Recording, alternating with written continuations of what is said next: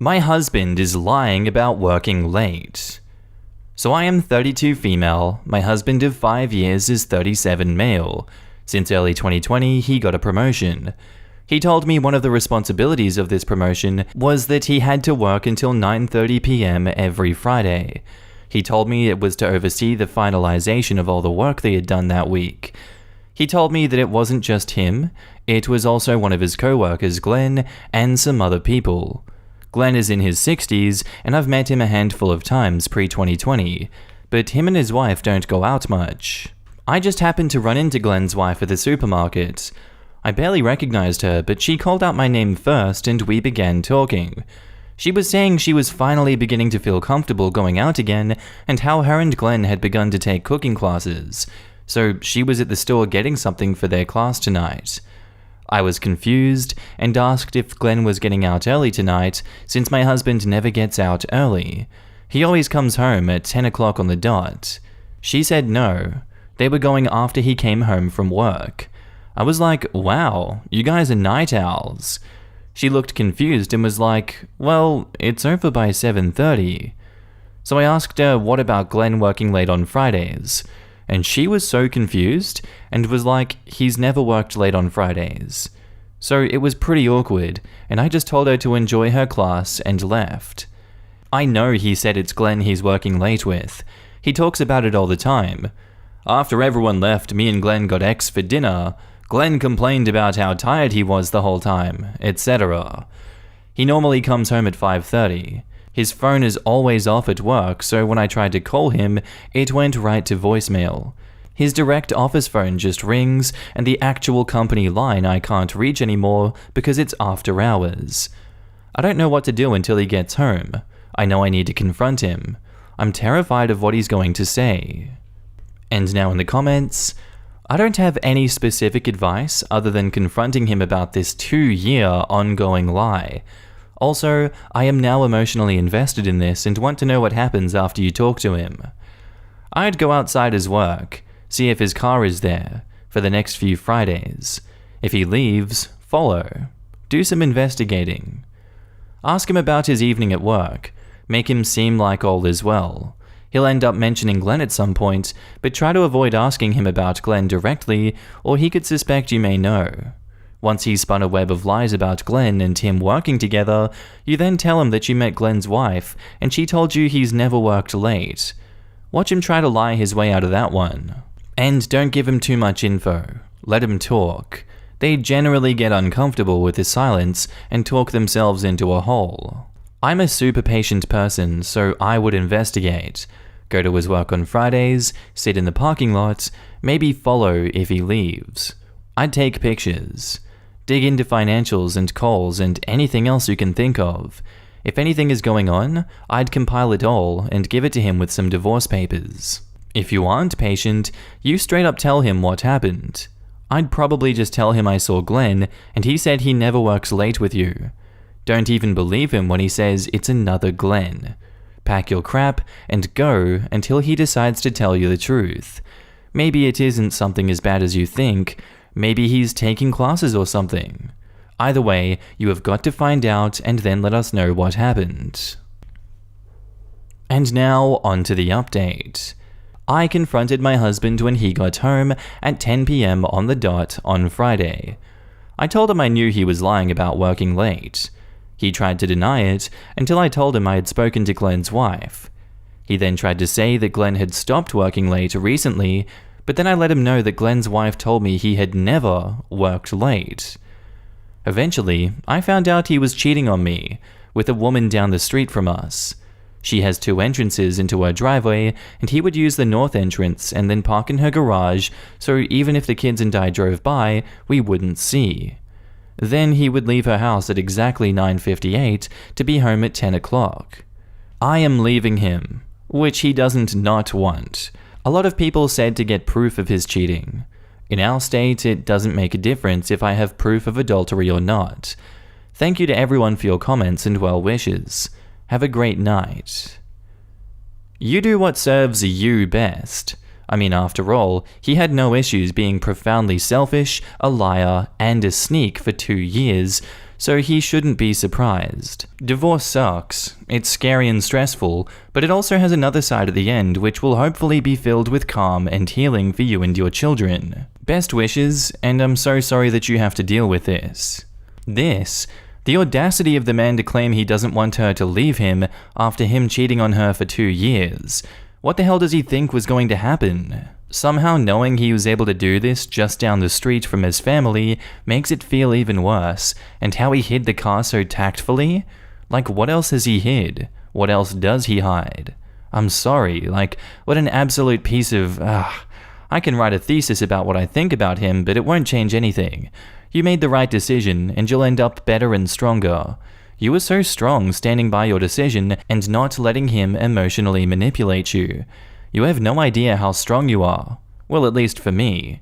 Hugs from afar and electronically. We're proud of you. We support you. You didn't deserve this.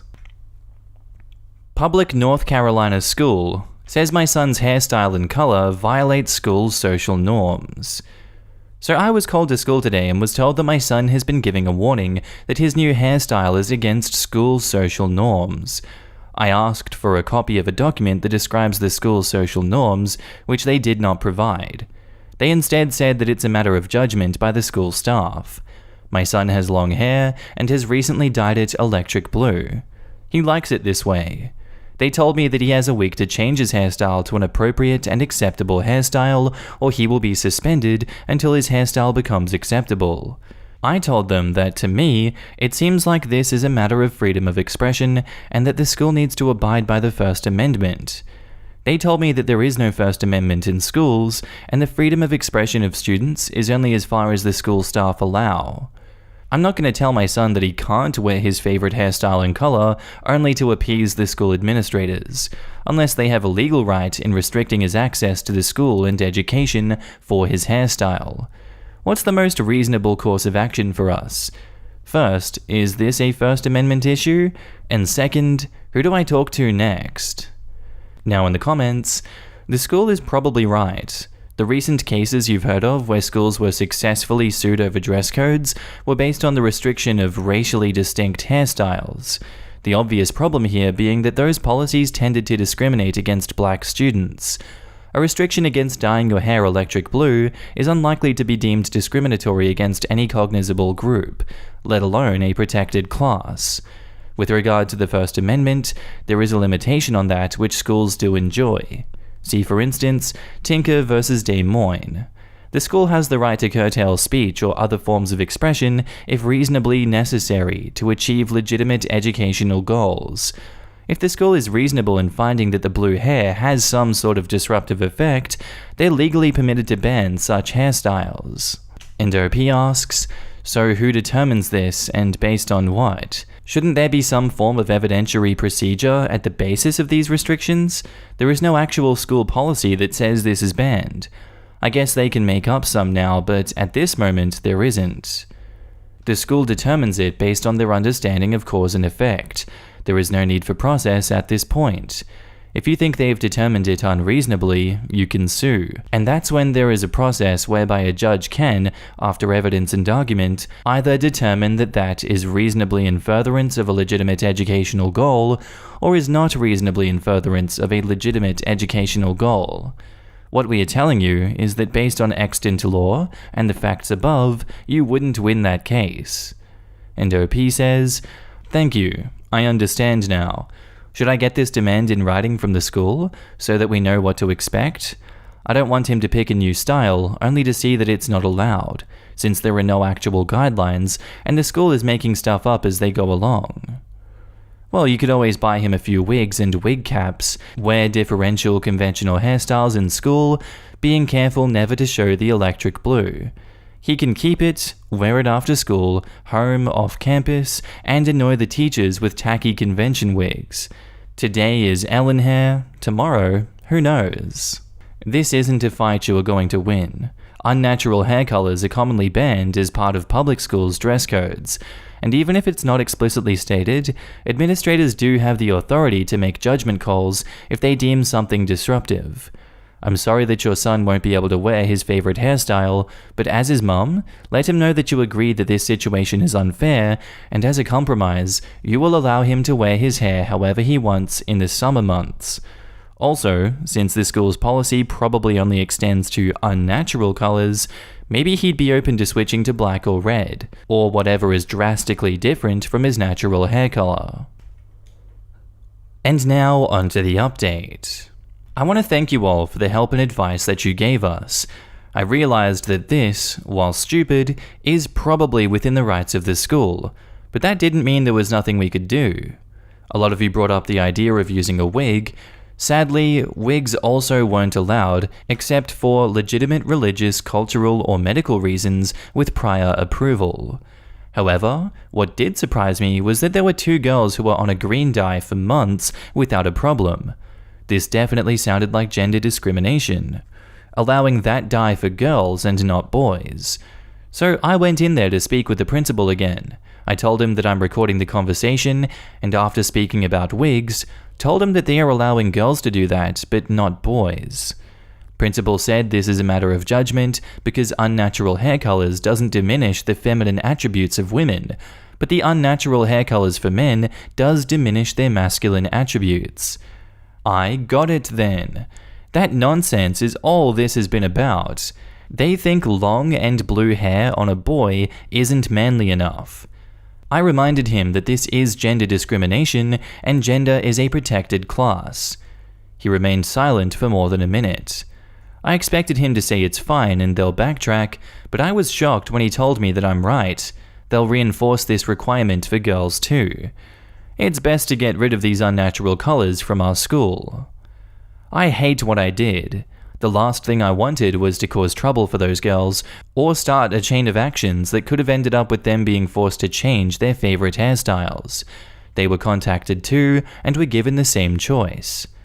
2 days later, my son came to me and said he's spoken with the girls and they have a solution. They want to dye their hair a very white, silverish color.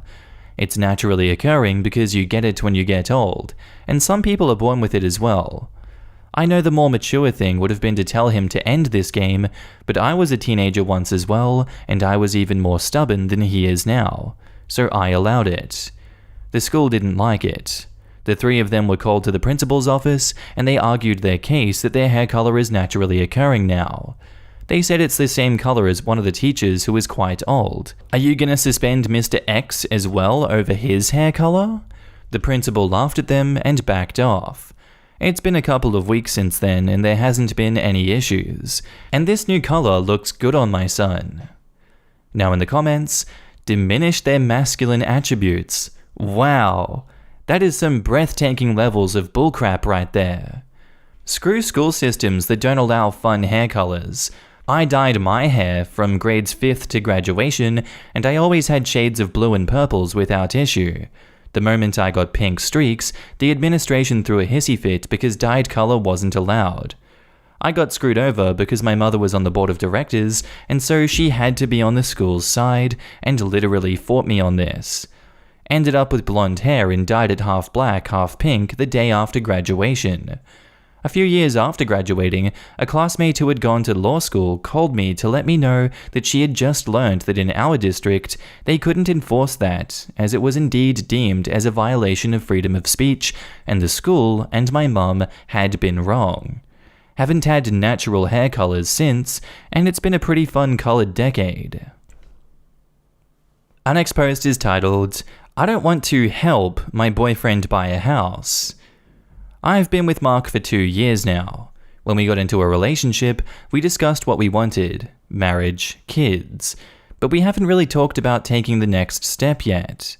Mark's dream has been to own his own home. He's been saving up for it, but because we live in a medium to high cost of living city, it's not going as fast as he'd have liked. Yesterday, he asked me if I would consider covering rent and utilities for a year while he aggressively saves. Frankly, I'm not 100% on board. I told him this. I asked him if he has thought about marriage. He said that it might be too soon, and I agree, but that he definitely loved me and saw a future with me. I then asked him if the house would completely be his own, or if we would buy it together. And he said it'd be completely his own because we aren't married yet, and buying a house together would be risky. I asked him if he would pay me back his share, and he said eventually. I've inherited a house from my grandmother in a high cost of living city, which I'm currently renting out. I do not want to lose it, and when I inherited it, Mark and I agreed that if we ever head towards marriage, he's fully on board to sign a prenup that ensures he has no claim on it. He stated that he would include this house in the prenup because it'd be his own. Here's my problem. Mark has not done anything for my grandma's house, and neither have I. The house was in perfect condition. I rented it out within months of finalizing the inheritance, but he has literally no reason to stake a claim. But by covering rent and utilities, I will be providing monetary assistance to him, and if we break up, I'd have lost quite a bit of money for seemingly no reason. In a way, I would feel entitled to a part of his house. Is this a selfish way to think? I love him, but I don't want to assume this risk, especially because our future together is not clear.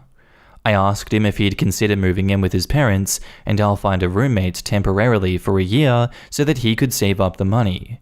This way, I wouldn't have to spend more than I need to, he would achieve his goal, and we can still continue our relationship. But he said I was being incredibly selfish and untrustworthy because it would be our home, just not on paper. And also that I clearly didn't see a future with him, and now he's not talking to me. A part of me feels like this relationship is doomed. Is there a way to salvage this?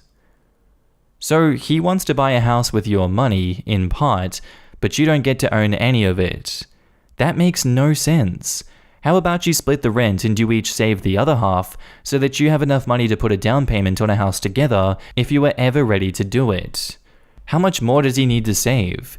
A year's worth of rent is what, $12,000? He's going to owe you at least $12,000 and likely wouldn't be able to repay that very quickly considering he couldn't save that unless you covered his rent for a year. $12,000 is also not going to put a very significant dent in any down payment amounts. No offense. Since you already discussed prenups, if you do decide to go through with this agreement, get a lawyer and have them write up a contract. State in the contract that you covered X dollars of the rent and that he is obligated to pay you back, or that you would get equity stake in that property. While this is a good answer, and I like it a lot, no bank would then give him a mortgage on a home if he was already on the hook to pay back X amount out of his house to someone else. You can't get a loan for any of the down payment and then get a mortgage. That's why any money that you get from someone that you put towards the down payment, the people have to specifically write out signed letters stating that it's a gift. Yeah, sorry, but no. Sounds like he wants all the benefits of a marriage. There is no risk to him here, and that makes this an unreasonable request for him to make. You are 100% correct in refusing to do this under the terms he has laid out. Right? He doesn't want a marriage commitment, nor does he even want shared real estate commitment. He just wants you to let him live rent-free for a year so he can get closer to his solo goals. This isn't partnership and sharing and support. It's just straight up him using you. And now on to the update. So, after a few days, I proposed the following to Mark. I'd front him the money, instead of paying for his rent 12 plus months, that he needed for the down payment on his house. He'd calculate what percentage that money would be of the total cost of the house. The houses he was considering were in the $500K range. I would own that percentage of the house, not 50-50 or anything, just the percentage I paid for. If he pays me back within a year, without any interest, I'd remove my name from the deed and he would own his house completely. If he doesn't pay me back within the year, he would have to pay me whatever my percent was worth a year down the line if he intended on owning the house fully. Otherwise, I was happy to have a 10% claim on the house forever. So basically, if I fronted him $50K for a $500K house, I would own 10%. I would charge him no interest for the first year. However, if he doesn't pay me back, then he'd need to pay me 10% of whatever the house was worth the next year. So if the house is $600K, he'd owe me $60K, and so on. To be honest, this isn't that great a deal, because real estate prices are nuts right now and are increasing pretty dramatically. So this is literally worse than taking out a loan. I proposed this in the hopes that he would decline, and we would just go back to never having discussed this at all. To my surprise, he immediately agreed and said he'd get a lawyer to draft an agreement, even though he hadn't finalized a house. Well, okay then. He had it ready in 2 days. He was incredibly pushy about me signing it, but I wanted to review the whole thing with my lawyer, so I didn't care. Turns out, there were some super shady clauses added, with my contribution being termed as a gift and not a loan. I'm not going to go into details, but my lawyer said that this agreement was super problematic and would cause all sorts of issues down the line. He drafted an alternative and sent it to Mark. Mark did not sign it.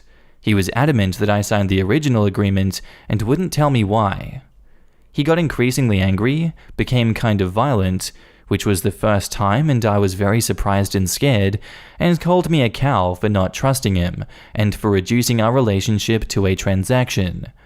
After 2 whole days of this, of emotional manipulation and gaslighting, I decided that I no longer trusted or cared for this man, and there is no way in hell that I can continue to be in a relationship with him. So yeah, I'm out of that relationship, y'all, and my money is all mine. All I can feel is peace. And now in the comments, that motherfucker never had any intention of paying you back that $50K. I wouldn't be surprised if his plan was to string you along with the promise of marriage and milk you for rent money as long as possible. Good on you for seeing through his bullcrap. Agreed. I think him getting violent, seriously what a piece of scum, confirms that he ultimately viewed OP as nothing more than an ATM. You dodged a major bullet. You handled things really well, you acted in good faith, and you were civil. You were financially and legally prudent. He wasn't, and he showed you his true colors. I think you made the right choice every step of the way. For whatever it's worth, this internet stranger is very proud of you. Quote, called me a cow for not trusting him. I can't say this with 100% certainty, but I'm 100% positive every single piss-taking grifter's final words are exactly the same. Translation, how dare you find out and call me out for knowingly trying to rip you off? It really does light up how little shame they have and how manipulative and comfortable they are, acting like a decent person to get what they want from you. Once you translate that line, you get the benefit of a little shudder and ew when you think of that person, so getting over them is easier. What the ever-loving hell? All I can say is, I'm glad he did this so that she could see what a mercenary fuck he was and dump his ass. If he was above board in the first place, she could have given him a loan for $50K to be paid back with interest with the house as collateral, and signed a contract as such. The fact he did not want to buy a house together is telling. He does not see a future with her, but wanted to use her to help him buy a house. A gift is legally something that does not have to be paid back. His lawyer was doing his bidding. What's more, an ethical lawyer would want the other party to consult their own lawyer, or the contract could be challenged at a later date because one partner did not have legal counsel. It's why lawyers who do prenups strongly advise that both parties have their own separate counsel. Also, property inherited prior to marriage is considered separate property anyways. Alright, and that's where I'm going to end today's episode, guys. I hope you enjoyed. If you did, let me know what you thought of it down in the comments below, and I'll see you on the next one. Bye.